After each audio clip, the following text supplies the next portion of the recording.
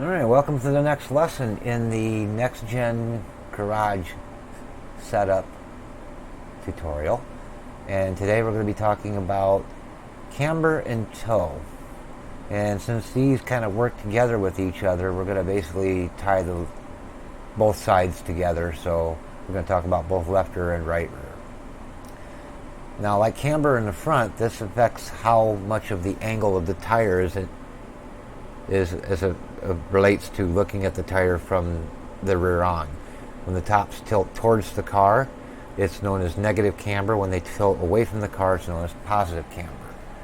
And just like on the front wheel, we want a little bit of negative on the right rear and a little bit of positive on the left rear. So basically, everything we covered in the camber lesson for the front will apply to the rear. It's just you won't have to use quite nearly as much camber as you do in the front. The goal is to try to get the tires to wear evenly across the entire tread base. Now, if we make adjustments to camber, it will affect toe. So like for instance, if we go up to 5 degrees and apply it, and it actually didn't that time, but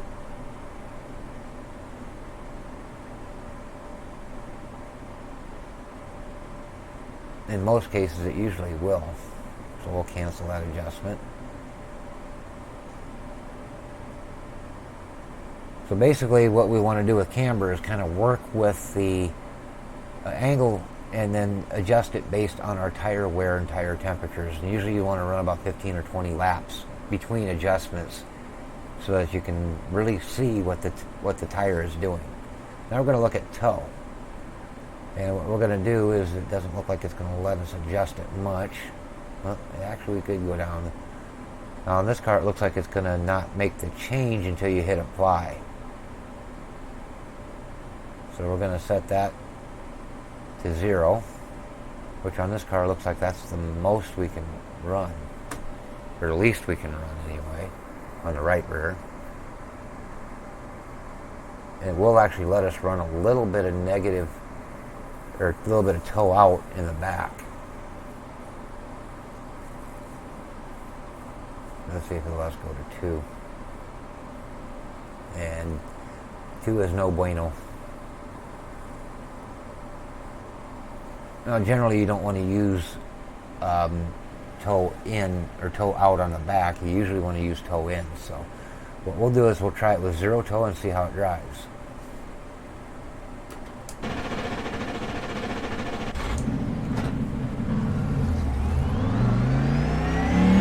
And if you can get by with it, running 0 toe on the back of the car will give you more straightaway speed because it's not going to scrub.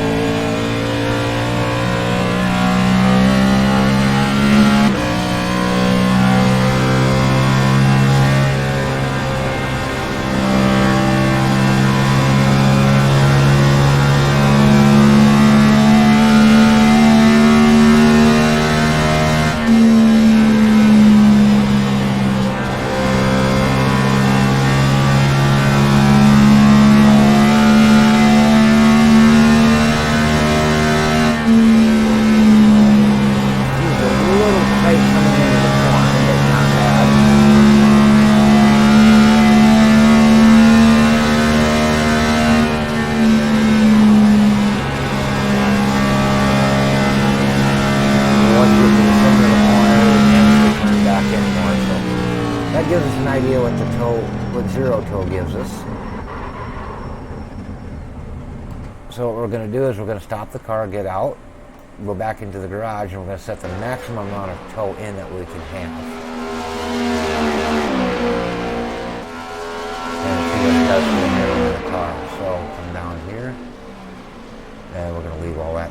Since I forgot to change the rebound, we're going to leave that alone. And we're going to set some toe in. And that's toe out. We want toe in. See if it'll let us do 2.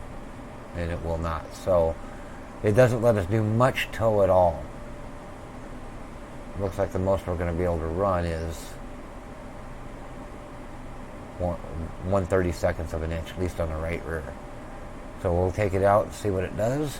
As a general rule, at least back in the days when I used to run RC cars and we would run our buggies, toe end generally made the rear toe end generally made the car a little more stable. It could help with loose conditions. The car was a little bit loose, but a little more toe end, and it would come out a lot of it. We'll see if that translates to this.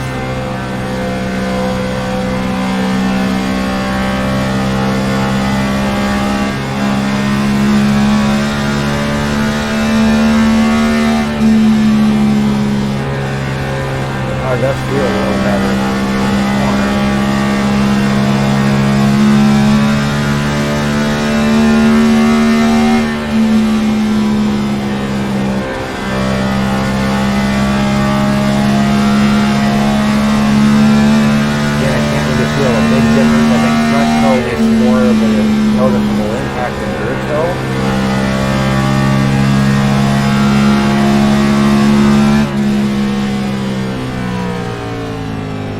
Basically where we set. So like front toe, rear toe, as I stated, if you can get by with running none, do it, because you're going to have more straightaway speed.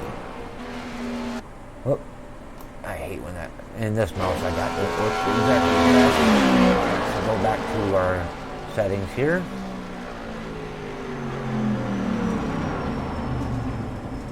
And we're going to set the rear toe back to 0.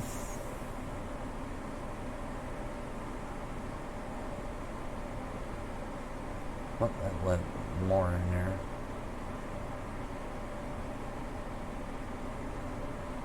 And that brings us to the end of the suspension itself, as far as all the suspension steps. We got one final section to do, and that's going to be final drive ratio, or your gearing, your diff preload, and then of course the diameter of the rear sway bar, and then the sway bar settings. So we'll get to those here in just a minute. And we'll see you in the next one.